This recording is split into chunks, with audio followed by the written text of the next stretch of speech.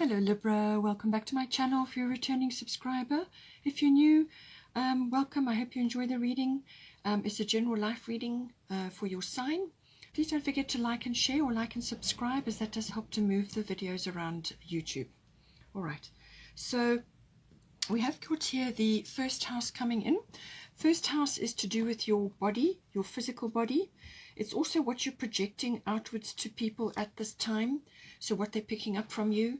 So this can be your attitude, the direction that you're heading in, your awareness, your awareness of the world.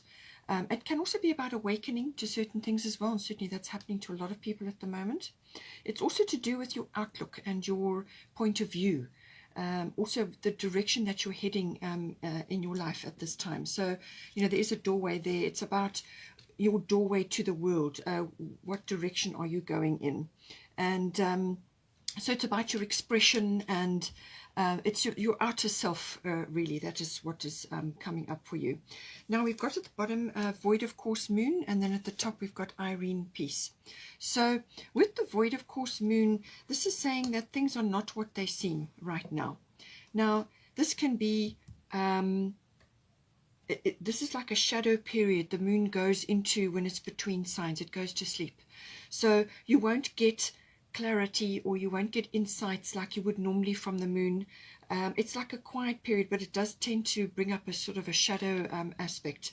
And this can bounce back on you if you try to initiate a big action or spending or something that you want to do, something that you really want to put your energy into.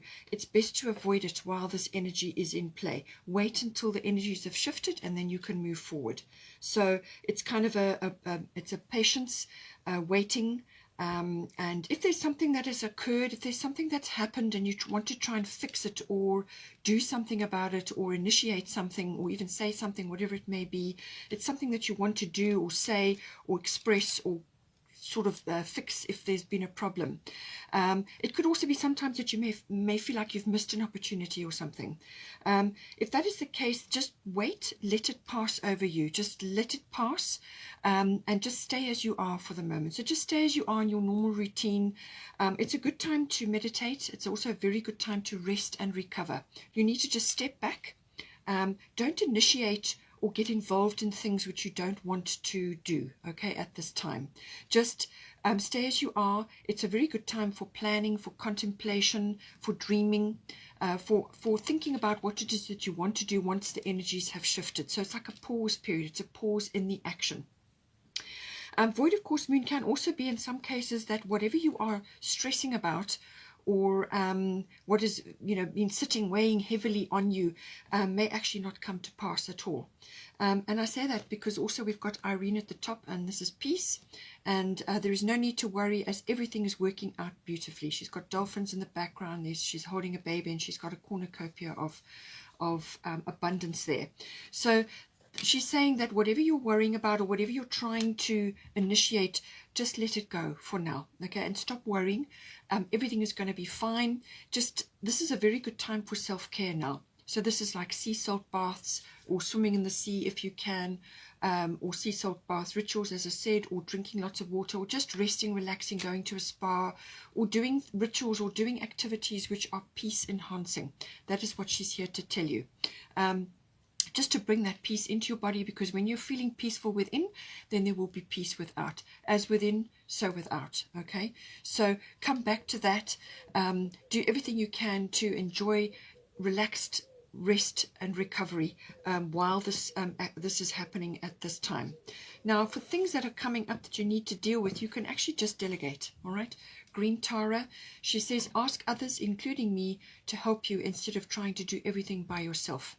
So this could be anything really, but it's what you're putting your energy into, or what you want to put your energy into. She's saying that you need to let go of that.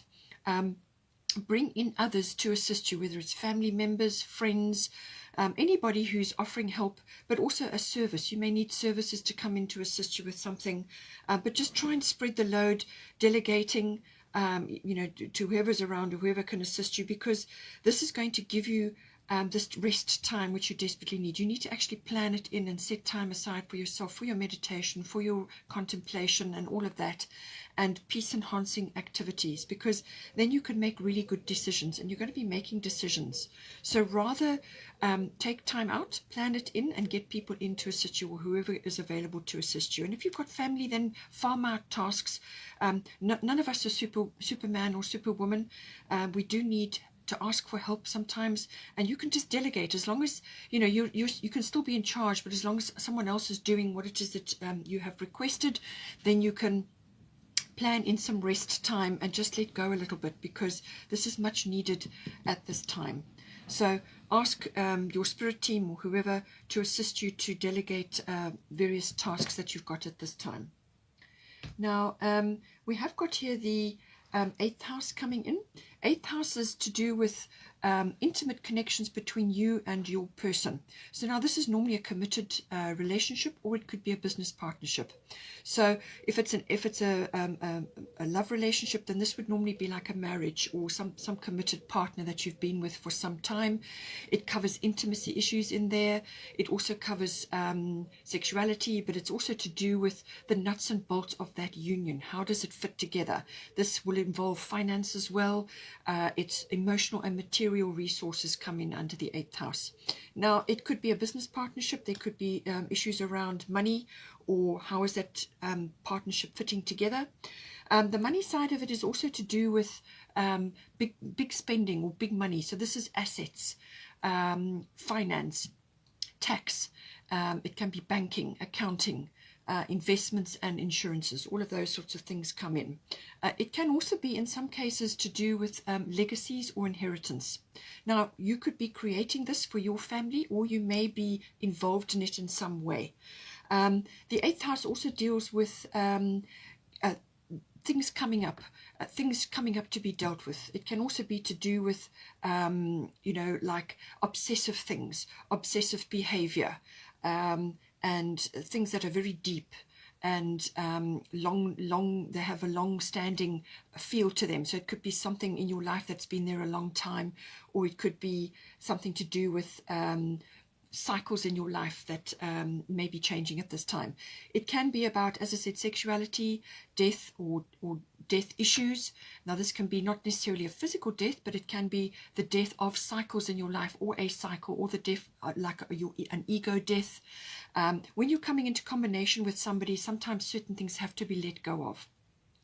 It can also be a birth or rebirth of something. So this can be like a regeneration or a renewal coming up in the 8th house. Now, we've got Scorpio at the bottom. Now, this could very well be to do with the passing of somebody that may be happening in your family. So there may be things coming up to do with that, and maybe that's to do with these like inheritances or legacies and things like that. You may be involved in that. That could very well be coming in for you. And if that is the case, then the unconditional love also will apply. Mary Magdalene, love yourself, others, in every situation, no matter what the outward appearances may be. So this is kind of, you may be involved in family issues around that, or there could be issues unfolding around somebody who may be passing or who will pass. There's lots of ways that this could be coming in. But it could also be the end of a cycle in your life, and that could be attached to somebody. It could be the end of a cycle and the beginning of a new one. Endings and beginnings coming into the 8th house. So it could also be an old way of life, or it could be a financial arrangement that you've had, which is now ending, or you're needing to change it up in some way. It can also be obviously to do with family things, or it could be to do with other things, money matters between you and another.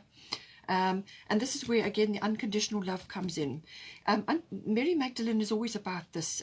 So come back to that when you are faced with a difficult situation where there's like control issues. Scorpio can be about control issues, manipulation, or just like dark energy, which is preventing growth. It's a shadow energy that can come in with this setting. So come back to the unconditional love.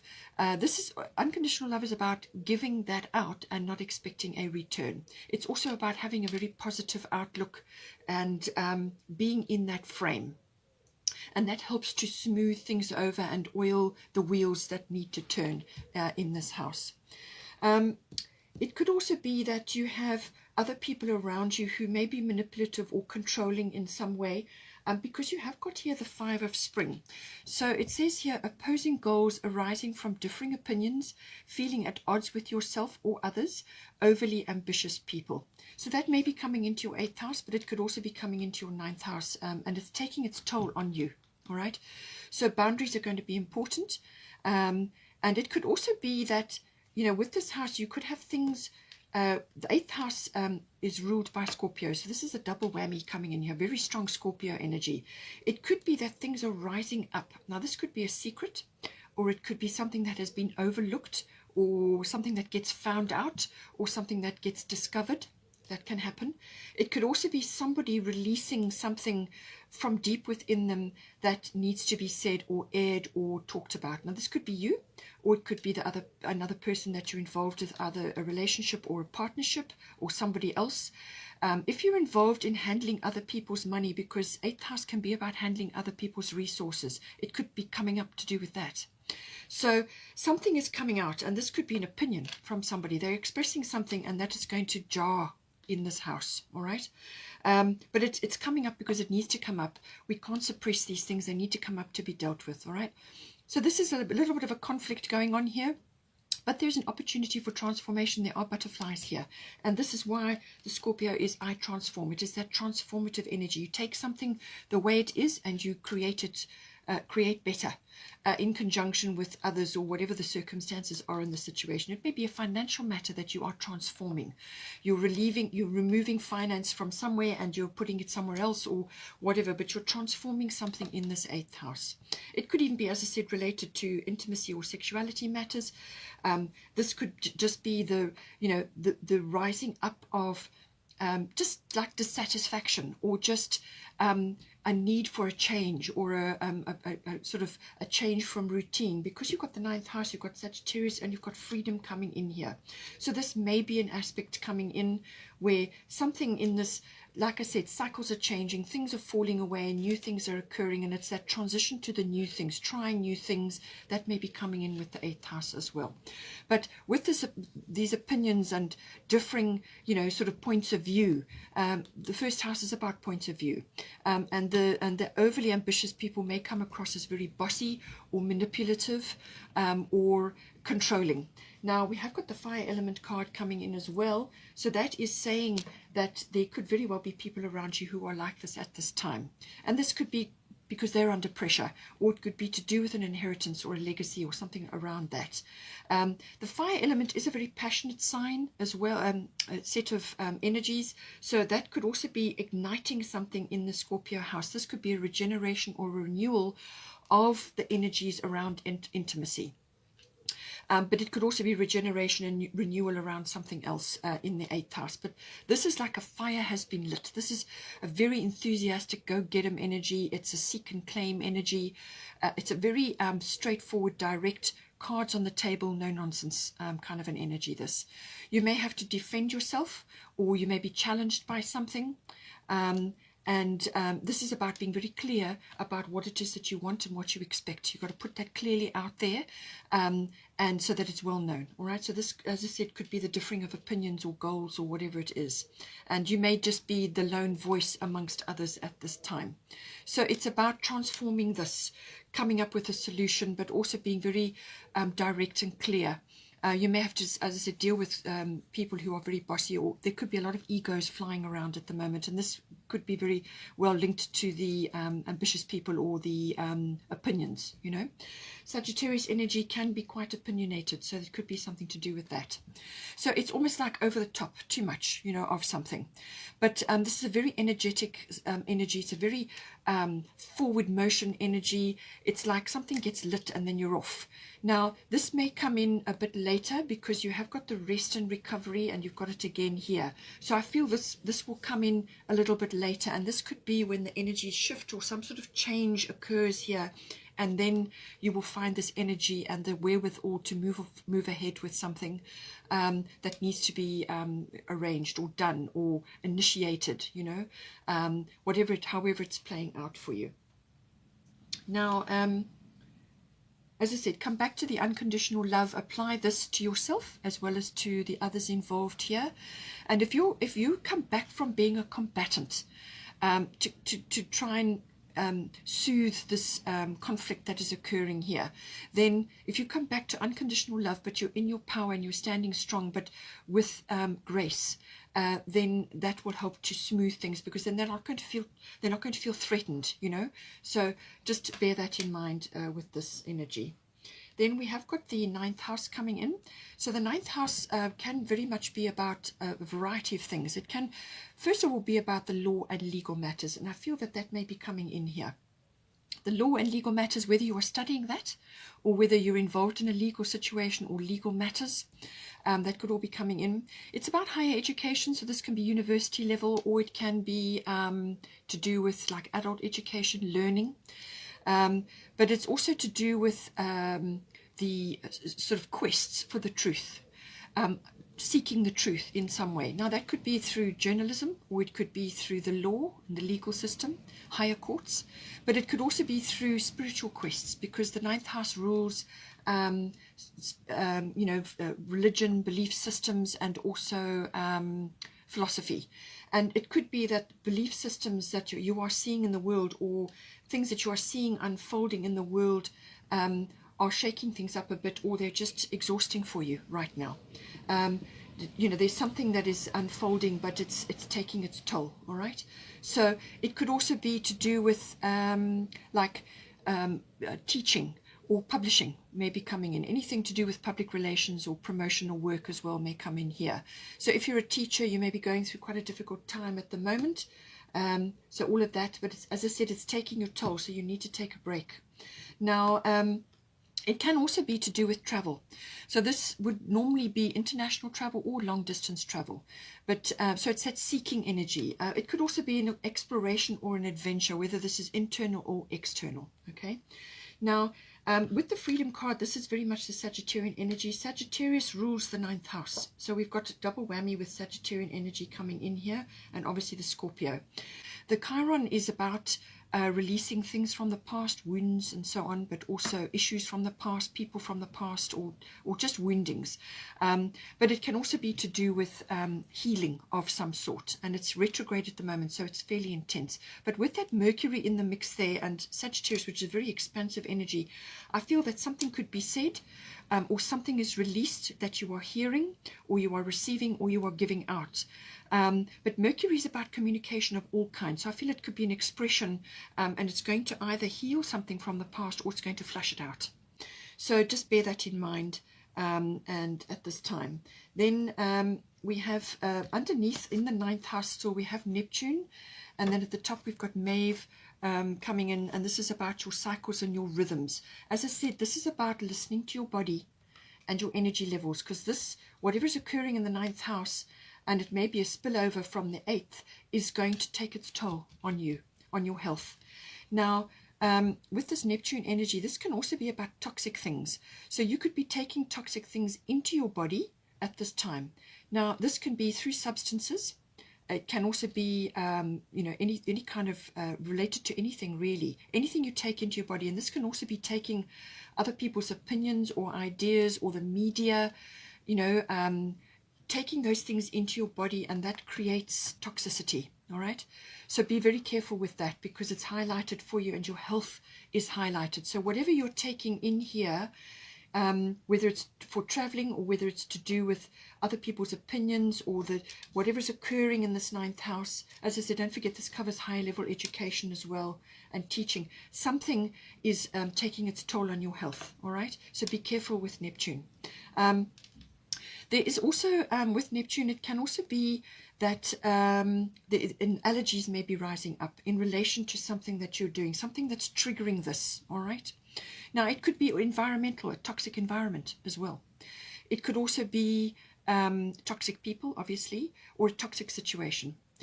It can also, Neptune can sometimes bring up scandals, all right? So you've got Scorpio in the 8th house, so this could very well be something rising up, whether it's a collective scandal, like a worldwide scandal, or whether it's something related to you personally. You'll have to see. But there could be a little bit of a something going on there. There could also be intrigue, especially with Scorpio in the 8th house. So, but Neptune has got beautiful qualities. Neptune is about connecting to the divine. Now, this can be through dreams, through channeling, through spiritual matters, through spiritual quests, which fall in under the 9th house. It can be through philosophy, through religion, belief systems. All of that is possible under Neptune. So that is a beautiful, dreamy, inspirational and imaginative quality that comes in with Neptune. It also covers filmmaking. Music can come in here as well, and so can aspects to do with perfumes and oils, and aspects of the beauty industry can also come in here. So all of these things are possible with this. So this may be tied up with the 9th house. Perhaps it's something you're working on, something you want to tell the world about, because the 9th house is about telling the world or meeting the world in some way. So this can be through a promotion, or it can be dealing with people or countries that are different from you. So it's foreign concepts, foreign people, but it could also be import, export, customs, things like that come in. So, but with Neptune, the other side of Neptune is it can draw a veil over things. It can bring in confusion and lack of clarity. So make sure that in this house, related to this, you've got your feet on the ground, especially if it's a legal matter or you're studying the law or whatever the situation is. Make sure, absolutely 100% sure that your facts are right, because this can make enemies out of friends. You can be perceiving that, because of the veil of Neptune. The confusion can set in. Also self-undoing or self-doubt or self-sabotage can also come in with this. But instincts and intuitions will be strong with Neptune, so make sure that you keep yourself grounded 100%, and that will help you navigate through this. And that's part of your self-care, all right? So it can also be about putting boundaries in them. You may have to put a boundary in here somewhere so that you don't get taken advantage of, or that your rights don't get trampled, all right? So some sort of boundary needs to be put in here. Now, there may be she's got sacrifice here, so there may be, it can be also bring in a doormat kind of a energy where you become a doormat, or you're people pleasing, or you are giving up your rights and your privileges, or your something that you're giving away without fighting for it. That can happen. But it could also be that you may just need to release something in your life for the greater good. Okay, so take that all into consideration, especially with the 8th house, which we've already discussed. It could also be that there's some escapism coming in here with Neptune. That can also happen. You may just want to get away. You just may want to get right away, escape somewhere and disappear. That can happen. And that may be very well needed from a self-care point of view, to take care of your health and your well-being, and also to just get away from something which is toxic. And that may involve travel. Okay, so it can be that, because there's freedom coming in here. You want freedom, or you need to get freedom of some sort. It could also be freedom from routines that have been set up in the 8th house or in the 9th house, and also your 1st house. Routines from things that are weighing you down, things that are just not serving you anymore. So something needs to be released in order to bring in the new. Okay, new things, or freedom, or a change of routine, or better self-care, or just releasing things from your life, things that you don't need. Okay, now Maeve, cycles and rhythms, honor the cycles of your body, energy levels and emotions. All right, so this is saying that this you need to do this. You need to listen to yourself, you need to listen to your intuition and your body. Pay attention. And follow the cycles and rhythms of your life. It's in your life, but it's also in your body, and we all respond to those. Some days we are up and some days we are not. And when you are not, you don't want to be initiating things. You need to take rest time. So listen to the cycles and rhythms of your body, and also the cycles and rhythms that are unfolding around you at this time related to your 9th house.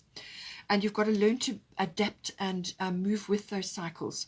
And it's saying that, obviously, listening to your body and taking care of it, and only initiating when you feel the time is right. It's saying that the door is opening for you in this house. Something is coming in, but you need to be grounded. Make sure you're grounded. Do your meditations and walk with your feet on the earth. Sit on the earth. Do grounding techniques, and then you will be able to make the right decisions and take advantage of this opportunity. As I said, there is an opportunity coming in. We've got Sagittarius here. So this is expansion, breakthrough, luck, It could even be relief or a rescue. But Sagittarius is very expansive energy, stimulating energy, philosophical as well. Education, as I said, does come in there. Finally, we have the Chariot coming in. Number 7 may be relevant for you. So this is about timing, being in the right place to pick something up. So I feel that is what is coming in here for you. This is this opportunity that's coming in, or this door that is opening for you. But you need to rest first, okay? So the Chariot, success that comes from dedication and self-discipline, celebrating your accomplishments, being in the spotlight. So with the Neptune energy, this is where the dedication and self-discipline, you're going to need to do this, because the Neptune energy can draw a veil over things and make things very unclear. So make sure you have good routines, boundaries in place, and that you are working forward and taking advantage of this lovely fire element energy when it comes in for you. This spark that's going to spark something. And the Chariot is skill, using your skills and your ability to change, be flexible, to move quickly, to go with this very quick movement. She's controlling dragonflies there, and they move incredibly fast. It takes skill to do that, all right? So this is about being able to do that, and also to move with what needs to be done, and taking advantage of your time in the sun that will come. Some opportunity or just celebration of something once you have been through this, these various concepts that are coming in for you. Okay, Libra, I hope you enjoyed that. Please don't forget to like and share, or like and subscribe. If you want to stay on for the love reading, that's following now. Otherwise, I will see you next time. Take care.